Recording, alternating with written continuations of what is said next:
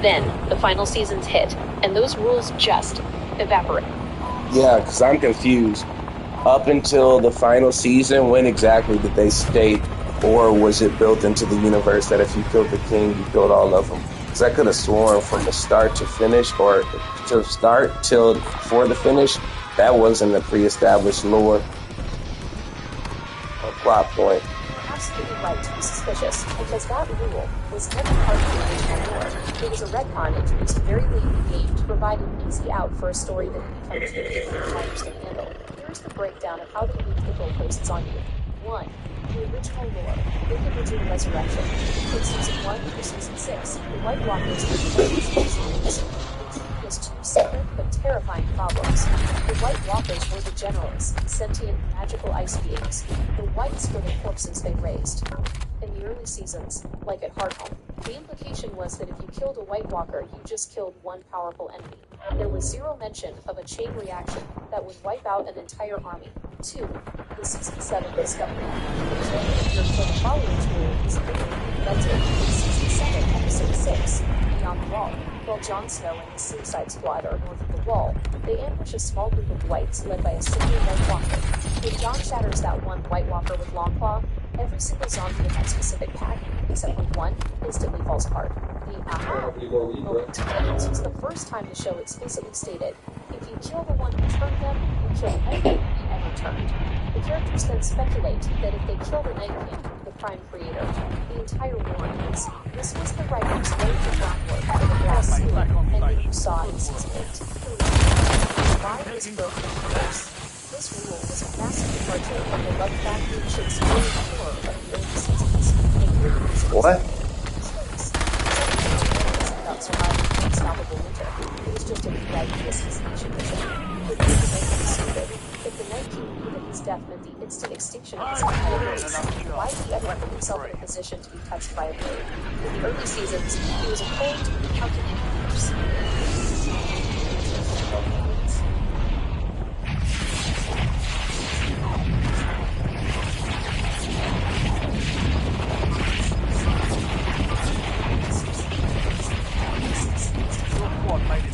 Rushed ending. Before Season 7, the White Walkers were an existential threat. For Season 7, they were a battery pack. The writers realized they only had 13 episodes left, 7 in Season 7, and 6 in Season 8, and they couldn't figure out a way for a starving, divided human army to actually beat 100,000 monsters in a realistic way. So they discovered a flaw in the White Walkers' operating system that allowed... Just out of curiosity, what would be the best way for that fight to have played out if they didn't just bullshit us? I'm just trying to see if the AI can do it, knowing that you can.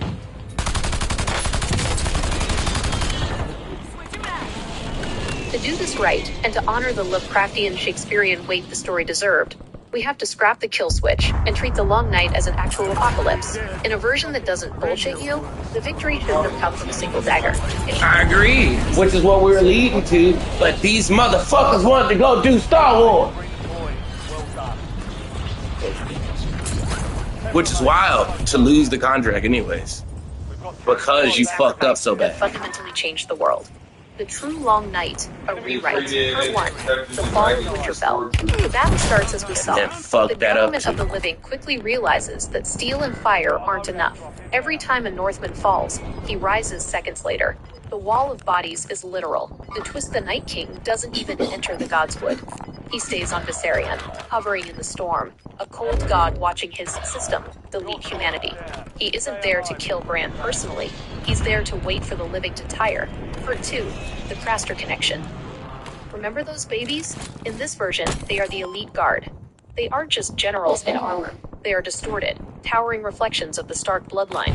Crystalline warriors who move with a grace that makes Jaime Lannister look like an amateur. As the castle falls, Bran, through his visions, realizes the horrific truth. The White Walkers aren't just monsters. They are a failed pact. The Starks of old didn't defeat the others 8,000 years ago. They made a deal to keep the peace. A deal that involved giving up their children, the seed of the North. The Night King is here to collect the interest on that debt, because the government of the world stopped paying it. Part 3, the tactical payout. Kids being left out in the snow for White Walkers. The payout involves See how quickly you made something not suck. So explain to me what happened after they made this horrible season last season of Game of Thrones and they thought they were going to go do Star Wars.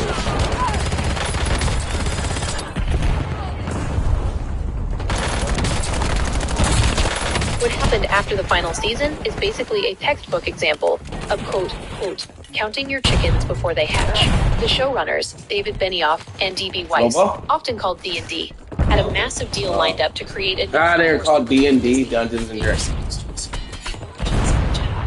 general consensus among fans, and even some industry insiders, is that they rushed the end of Game of Thrones because they were mentally already in a galaxy far, far away.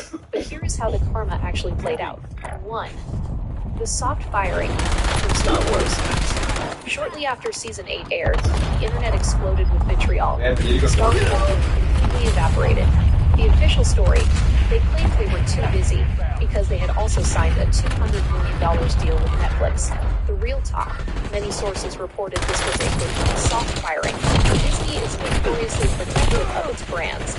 After seeing 1.5 million people sign a petition to remake Season 8 and witnessing the toxic level of fan anger, Disney allegedly decided that attaching D&D to Star Wars, which was already dealing with its own divided fan base, was a warning label they didn't want. 2. The Netflix pivot. They were already right in the middle of fucking Star Wars up right when this shit was out. And went quiet for a few years. Their first major project there didn't arrive until 2024 to 3 Body Problem. While it's a sci-fi epic that has been better received than The End of Thrones, it still carries the weight of their reputation. People are watching them with a magnifying glass now, waiting to see if they'll fumble the ending of that series too. 3. HBO's reaction. The government at HBO wasn't happy either. They had offered D&D 10 full seasons to finish the story properly. HBO wanted more Thrones because it was a money-printing machine. By forcing it to end in 6 episodes, D&D basically burned down the most profitable castle in TV history just so they could leave early. HBO has since pivoted to spin-offs like House of the Dragon to try and repair the brand damage. 4. The cold turkey lifestyle. In interviews years later, they admitted they went cold turkey on the internet. Weiss hasn't Googled himself since 2013, and Benioff hasn't even rewatched the series since it ended. They were genuinely taken aback by how much people hated the ending, which shows just how out of touch they had become with the lore they were supposed to be protecting. It's a wild irony. They rushed the greatest show on Earth to get to Star Wars, and because they rushed it, they lost Star Wars. Since you're rewatching now, does knowing that their career payout got nuked to make it easier to watch the bad parts, or does it... I am happy that they fucked their whole career up because they said, fuck the fans, I made this extra money on Star Wars. I don't give a fuck about the fans, I just made all this money on Star Wars, I'm so awesome. Yeah, they just have all the money now still, so they just have to rebrand and start over. But they haven't released anything. They don't have to, they're like, we just have all the money. Well, no, I mean them specifically, those 2 directors who fucked this off. Nobody's about to hire these niggas after that. They gonna sit on the money and royalties they had. Are these directors, D&D, still getting job offers, or has work pretty much dried up for them since they fucked off?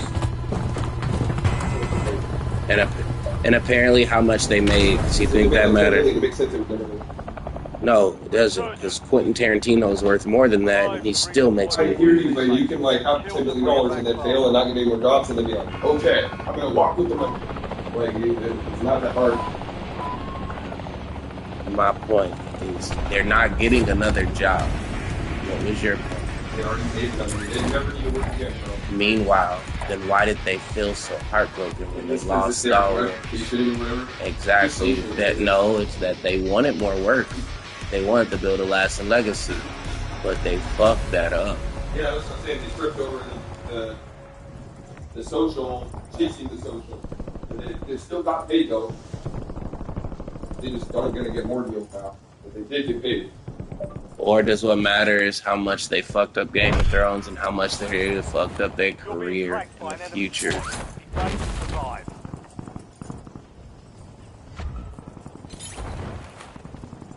And it's such a good show. Why did they have to fuck it up, bro? Like, no one asked for Cersei to... I know that... Oh, man, they just fucked it all up. Why you make your queen be a fucking villain? Who asked for that? Why'd y'all make them related? It's a classic case of failing upward, but with a massive asterisk. If you're looking for career karma, here is the reality. D&D are still working and still wealthy, but they have effectively lost their status as the untouchable kings of television.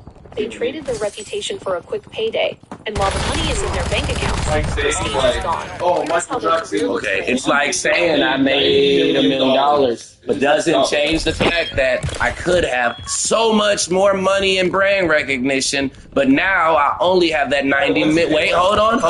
But now I only have that 90 million and what I choose to do with it. A finite resource.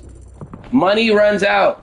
Yeah, but If not you, that much. that's not accurate. A lot of that's where I was going with that. There's a lot of people who fucked off wealth. History is written on that shit. Right, it does make me feel good that even though it's luck, there's a lot of idiots. It doesn't make me feel good to know that I can't get a job, but they will hire fuckheads like them for this industry. Right, like that guy's still definitely gonna get another job. People out there Game of Thrones. And half the people don't even know what you know, so they're just gonna be like, oh, okay. Oh, no. Didn't this and losing that in Star Wars fuck up their career for a while, both of them? Yeah, but look at like someone like you. That's what we work with them.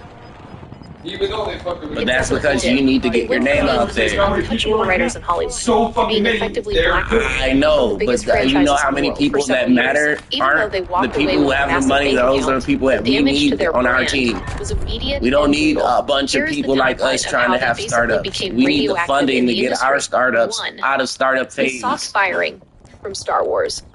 This was the biggest blow. In 2019, right after the Game of Thrones finale aired, and the internet was essentially on fire with hate, it was announced they were no longer doing Star Wars. The lie. They released a statement saying they were too busy with their Netflix deal. The reality, most industry insiders, and reports since, suggest it was a soft firing. Disney saw the warning label their names had become. They didn't want the guys who ruined the biggest show on TV to be in charge of the biggest movie franchise in history.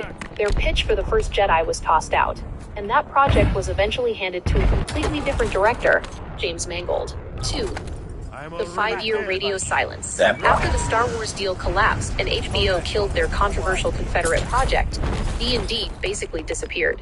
Between 2019 and 2024, they didn't release anything major. For the government of Hollywood, 5 years is an eternity to be gone when you're at the top of your game. Now they get replaced by whoever made Stranger Things. Now they fucked that up too, so hey. But for years, they had nothing to show for it.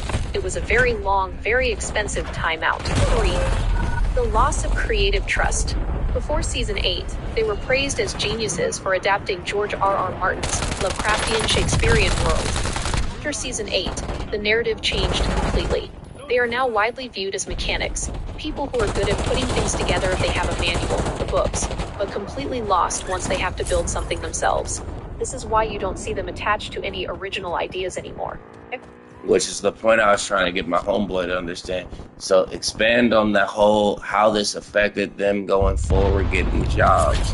Obviously they got money. They wrote Game of fucking Thrones. But now, what are the odds that they're going to write another Game of Thrones or get the option to? Because there are other artists who would go make a Matrix and then go make an Avengers and then go make a Hateful Eight.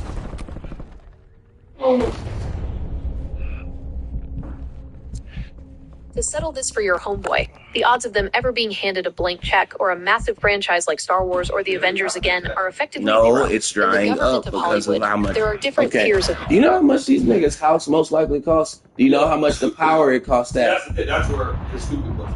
No, that's where your investment comes in and who was on your team to teach you these things. My mom already taught me all of this shit. No, bro, that's why like you see the hedge fund guys selling their mansions right now because You don't- living above too high where they didn't their numbers never line up. They go with it. I agree. But how that works is you wouldn't. If you make 90 million, you buy a $90 million house, you're a fucking idiot. That's not my point. My point though is if you make 90 million and you buy a fucking $5,000 big ass house, you can have that, leverage that, and the land around it to make more money than you use to get the house. Yeah, But most people don't. Not so much. It's gonna just make its own interest millions per year doing that and shit. So like it breaks the system once you make more than like 3 million. No, it breaks the system when you don't know when you invest. Look, There's a lot of motherfuckers who just get handed money, and they are not on the list of the people who have money. Yeah, but how many people know that? Again, which is my point. This is where they're stupid. No, their system failed them.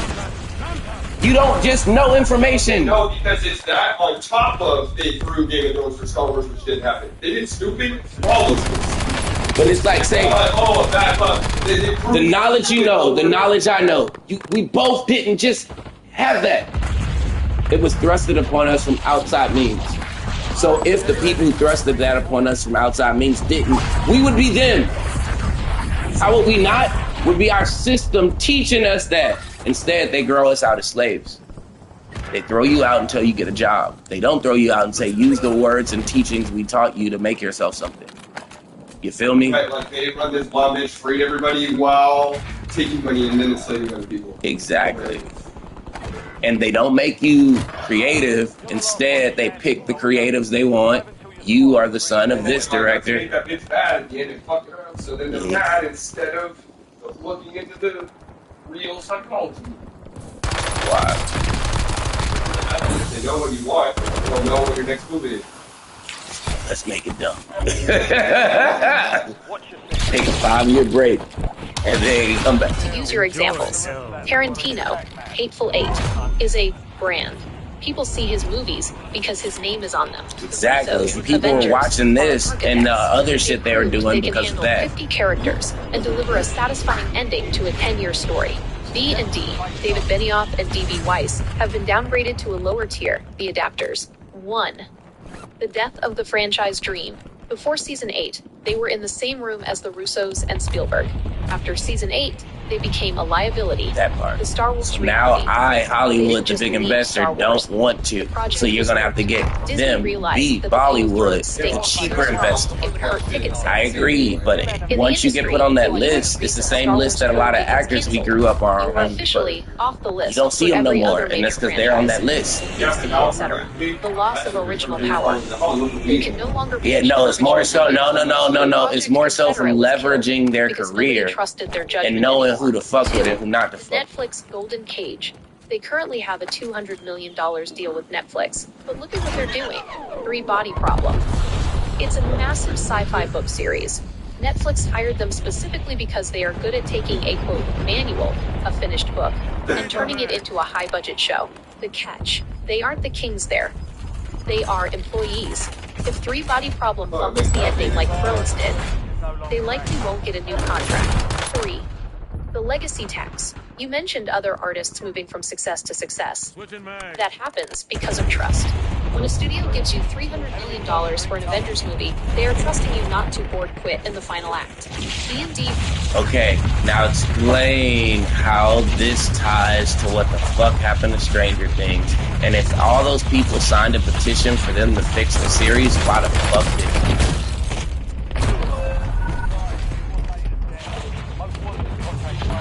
It's a massive domino effect. To your point, it feels like the government of Hollywood learned all the wrong lessons from Thrones, and now Stranger Things is paying the price for it. The Stranger Things link. While D&D, Benioff, and Weiss didn't write Stranger Things, they are the spiritual fathers of its failure. The Duffer Brothers, the creators of Stranger Things, have gone on record saying they looked at Game of Thrones as the rulebook for how to scale up a show. Unfortunately, that meant they also followed the Thrones path of 1. The wait, making fans wait 3+ years between seasons, killing the momentum. 2. The bloat, making episodes 90+ minutes long but filling them with soap opera nonsense and exposition, rather than the tight-scale mystery of season 1. 3. The rushed landing. As we just saw with the series finale in late 2025/early 2026, the Duffers pulled a D&D. They had all the time in the world, yet the ending felt anticlimactic, and ignored character growth just at the finish line. Fans are literally calling them D&D 2.0 right now because they took a cult classic and turned it into a scam by the final episode. Why the petition didn't work. You're talking about the 1.7 million people who signed the Remake Season 8 Inches petition. In any other world, 1.7 million signatures would change a law, but in the government of HBO, it meant nothing. Here's why they didn't fix it. The check is cashed logic. HBO's president, Casey Bloys, basically told the fans, "We hear you have a lot of passion, but we aren't doing it." Why? Because it would cost roughly $100 million to remake that season. From a business perspective, the subscribers had already paid for season 8. Spending another $100 million to fix it doesn't bring in new money. It just satisfies people who already watched. The actor problem. You can't just remake a season 5 years later. Kit Harington, John, Emilia Clarke, Danny, and the rest of the cast have aged, moved on to other projects, or, in some cases, gone through personal health battles. Getting them all back in a room to say, hey, we messed up, let's try again, is a logistical nightmare. The ego. To remake the season, HBO would have to officially admit that their star directors, D&D, failed. Studios hate admitting they backed the wrong horse. They'd rather ignore the fire and hope the spin-offs, House of the Dragon, make you forget the original house burned down. The real kick in the teeth. The worst part? Fans found evidence in a recent Netflix documentary that the Stranger Things writers were using ChatGPT tabs in their writers' room. It confirms the feeling that these showrunners have stopped being Lovecraftian Shakespearean creators and have started using AI to fill the blanks because they're bored. It's the same executive laziness that ruined the Thrones. They stop caring about the soul of the story, like Absolute Superman Escape, and start treating it like a chore they just want to finish so they can go to the... Do you see the level of complexity for the fights I be having you put together? Is AI. Like, be real. No, I need to see something. I absolutely see it. When you strip away the quick fix writing of the later seasons, you realize that a fight in this world shouldn't just be about who is faster with a sword. It's a clash of operating systems. In the Lovecraftian Shakespearean style we talked about, a fight is a conversation. Every strong. Yeah, but I'm saying, do you see how complex the fights I be asking you are to put together? Yet I have to settle for these are the guys that are making my TV series.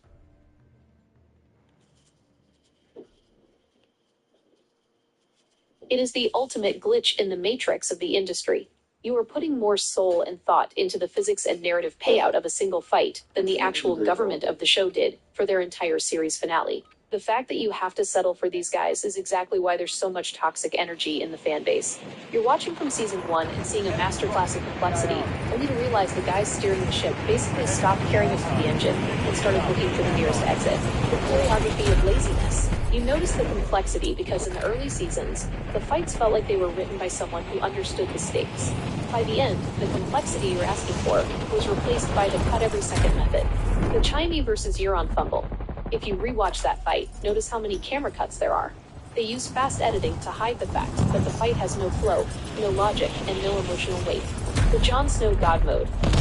In the final season, Jon Snow survives by just swinging his sword once and having enemies fall over.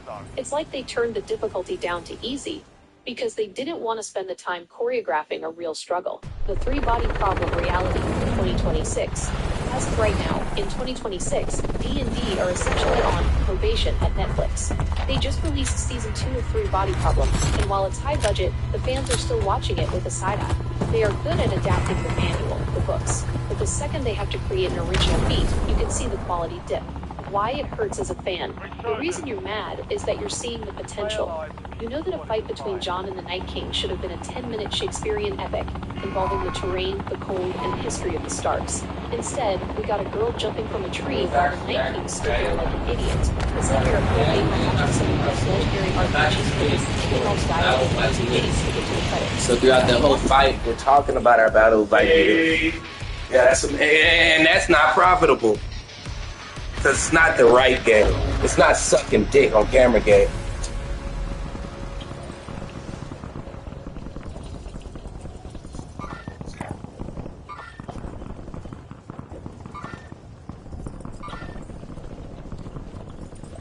You have reinforcements inbound. Enemy intel located. Capture and secure. Oh yeah, resin work. Discover the next gas spread.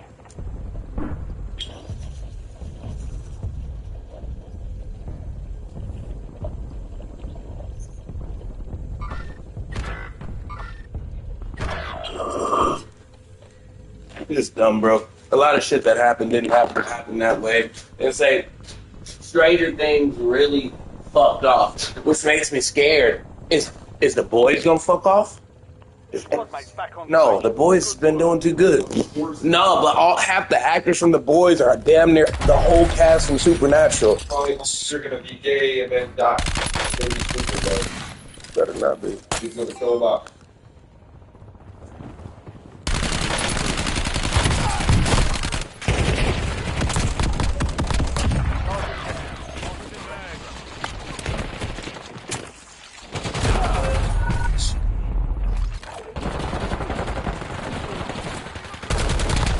Game of Thrones really did, bro. You gotta understand. They really did great. Isn't How I Met Your Mother on the same list that Game of Thrones and Stranger Things is on for the series finale? Weapons free.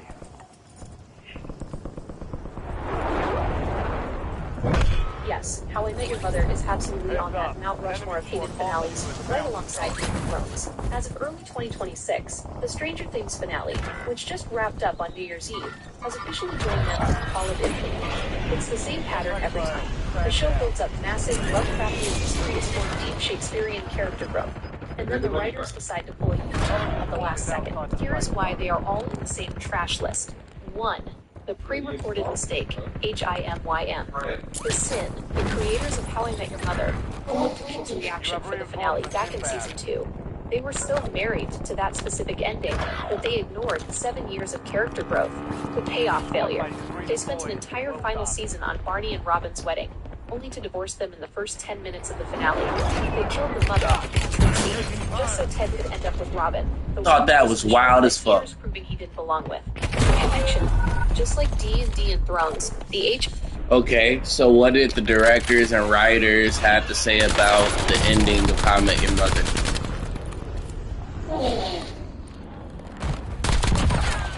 When you look at what the creators, Carter Bays and Craig Thomas, actually said, it's like watching a real-life version of the government refusing to admit a policy failed. They were incredibly defensive, and their excuses sound a lot like the ones D&D used for Thrones. Here's the Shakespearean tragedy of their defense. 1. No, I don't want no Shakespearean tragedy defense. I want an actual fucking quote. I want several quotes on everything they said about the series finale of it.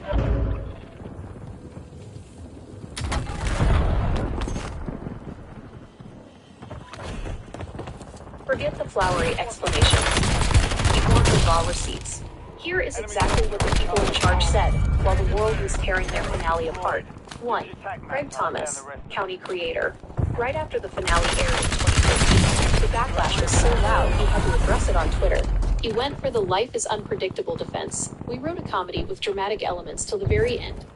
Thanks for taking that ride with us. We did a finale about life's twists and turns, and that is not always what happens, but thanks. Later, in 2025, he was still trying to justify it. Life doesn't always go the way you think it's going to go.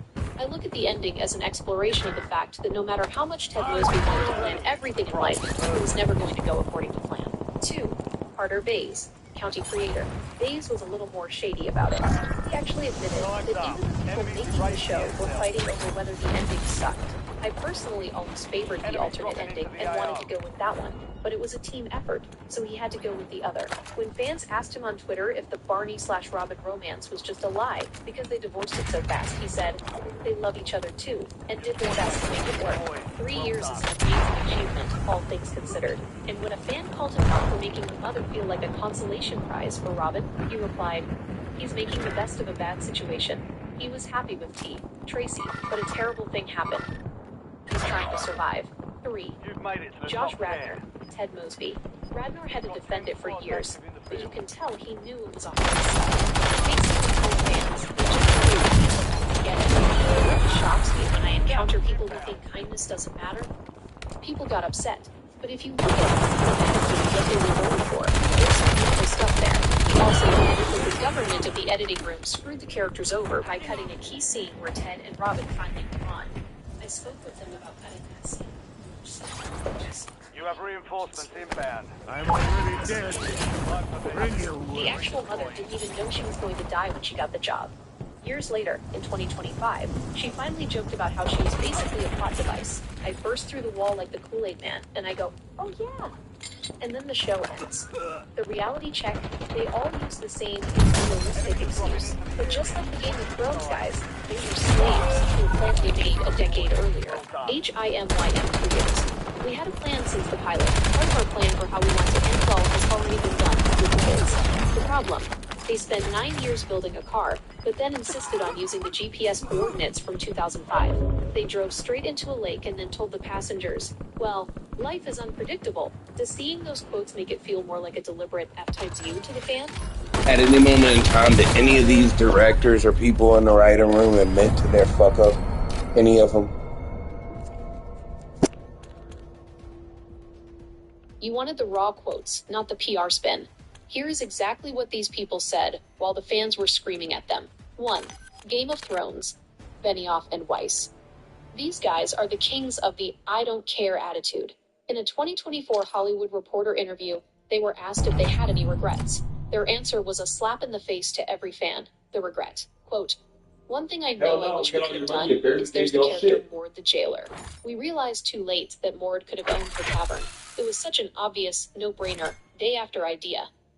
B.B. Weiss. They literally ignored the complaints about the Night King, the rushed ending, and Bran being king, and said their biggest regret was a guy from season 1 not being a bartender. The Danny forgot quote. Danny kind of forgot about the Iron Fleet and Euron's forces, but they certainly haven't forgotten about her. David Benioff. Inside the episode, this quote became the ultimate proof of their laziness. They admitted the only way the plot worked was if the main character suddenly became an idiot. 2. How I Met Your Mother. Baze and Thomas. These guys were defensive right out of the gate, trying to act like they were edgy, for ruining the show's heart. The team effort, quote, I personally always favored the alternate ending and wanted to go with that one, but it was a team effort, so we had to go with the other. Carter Baze, on Twitter, shifting the blame to the system. The survival, quote, when a fan said Ted ending up with Robin made the mother feel like a consolation prize, Baze replied, he's making the best of a bad situation. He was happy with T, but a terrible thing happened. He's trying to survive. The 3 years is enough.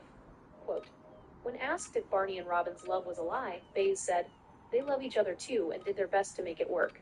3 years is an amazing achievement, all things considered. He basically told fans that a 3-year marriage was, The Younger Brothers, 2026. The finale just dropped and Backlash is nuclear. Matt Duffer is already trying to hide behind being sick to avoid taking responsibility. He cut me some slack. Quote, I really shouldn't have done any of these post-mortem interviews. I am not in a good place. Like, why the hell did we do any of them yesterday is beyond me. I'm like, fried. I was getting over the flu. So anyone mad at any answers we gave you yesterday, just cut me some slack. Matt Duffer, January 2026. The fan interpretation, quote, when asked why certain massive plot threads weren't resolved, Ross Duffer told EW, we want to leave it a little bit up to fans in terms of where these characters end up ultimately. This is the industry way of saying, we didn't write an ending, so go make fun of yourself. Bottom line, D&D groans. Arrogant. They regret not having a Joe character return more than they regret ruining the ending. Baze and Thomas, HIMYM, pretentious. They think sadness equals realism and blame the team for the ending. Duffers, Stranger Things, deflected. They're literally blaming the flu and fan interpretation for a finale that many are calling absolute garbage. Does it make you more or less mad to see that they aren't even apologizing and just making excuses? Look up the specific contract details if you want to see if Netflix actually has a way to fire D&D if Three Body Problem falls off a cliff one season. Is that actually Netflix's plan, that if that fails, they're going to fire them? And also, has all of these 3 series failing affected any of these writers, directors, and all of that shit? And how did it affect their money or research? In the government of Hollywood, everything is built on contracts and heat.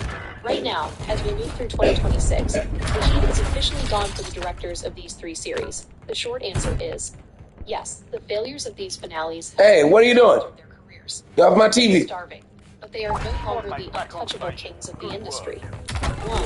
Netflix versus D&D.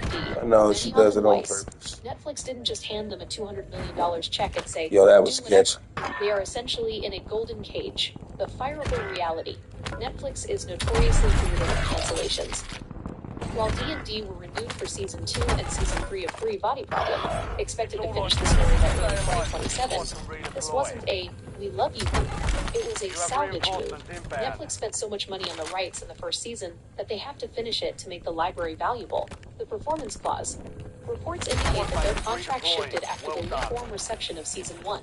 They are no longer developing multiple series. They have been funneled into finishing Free Body Problem and nothing else. If Season 2, dropping later this year in 2026, doesn't hit top viewership numbers, Netflix has the right to buy out the rest of their contract and show them the door. The legacy tax. They are no longer getting original idea offers. Everything they do now is an adaptation of someone else's manual, because the industry does not trust their creative soul anymore. Right. 2.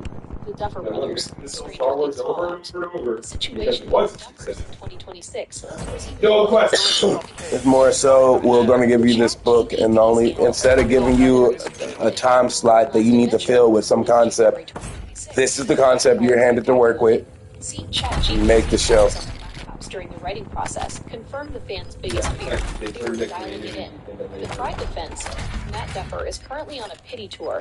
One guy bought this Not in a good place. It's crazy. Squadmates are in the same Impact. Before the finale, they were negotiating a massive jump to Paramount Pictures. After the finale's 56% It's free to be has to be probably like those pedophile negotiations is They are very there. currently being So called the laughingstock of Hollywood on social media, and their safety net of future spin-offs is looking a lot uncertain. 3. The HIMYM creators, Carter Bays and Craig Thomas. Their payout for a bad ending was a slow fade into irrelevance. Entitled Curse. They've been entitled since 2014. They tried to launch How I Met Your Dad, the Greta Gerwig version. It was rejected. Like, you know what's They crazy? tried other sitcoms. They were canceled. you know the Bitcoin Or FTX relabeled. spot? They became a cautionary tale for showrunners. They already got When it. the show starts, And they still didn't pay anybody back yet. its creators. But you know, it's still stuck in the system, and they're all releasing it this week. And then the bitch made the cover of like some magazine that she dumped the dude and she gonna redate, and then they made it like Failed OnlyFans. result. Like it's like the market's so fucked, bro. Under surveillance, lost Star Wars, stuck in a 3-season-only loop at Netflix. Enemies The are dropping into Duffers, the area. Looking back. damage control, reputation nuked by AI rumors and a rushed script, lost their genius Friendly status. loadout drops on the Bays way. and Thomas, effectively blacklisted, have not successfully launched a new show in over a decade. It turns out that in the long run, F times the fans is a bad business model. You might keep the $200 million, but you lose the keys to the kingdom. Would you like Yeah, to but look into the 200 specific million so much, they don't data care for anymore. Free Body Problem? That's See not the accurate. business models they need to Lose it survive out. 2026. This video provides a deep dive into the showrunners' reactions to fan criticism and Okay, I need you to do a deep dive into the guys who did Stranger Things and all the different shit happening with them since the finale, like the interviews, that one series about some show came out that was a documentary about the making of, and that's when they found out that ChatGPT and shit. I didn't watch that, so I need you to tell me everything that got discovered about them since.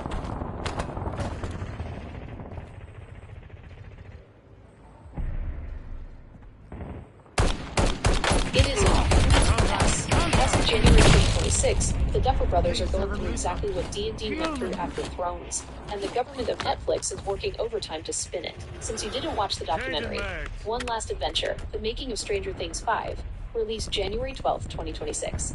Here is the breakdown of the evidence that has the internet ready to riot. 1. The ChatGPT Gate scandal. While filming a behind-the-scenes shot of the Duffers working on a Google Doc for the series finale, eagle-eyed fans noticed their browser tabs. The Discovery, blurry but recognizable ChatGPT and Reddit tabs, are right next to their script documents. I read about that already. Fans aren't just mad they were using AI for research. They're mad because the finale felt procedural and full of thinking. The dialogue was described as quote, quote, quote, and sounding like an alien trying to study human interaction.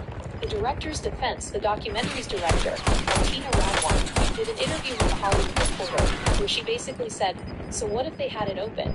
Doesn't everyone use it for research? Her defense actually made people angrier because she claimed she, quote, witnessed creative exchanges, but couldn't explain why the script wasn't even finished when they started filming. 2. They started filming without a script. The documentary revealed that the operating system for the final season was broken from the start. The admission Matt Duffer admitted on camera that they began production on season 5 without a finished finale script. He's seen telling the crew, "The ending is all plotted out. I just have to write it, and we're low on time." The result. This explains why the finale felt so rushed and safe. They weren't writing for the characters. They were writing to meet a Netflix deadline. 3. The Flu and Fried Pity Tour.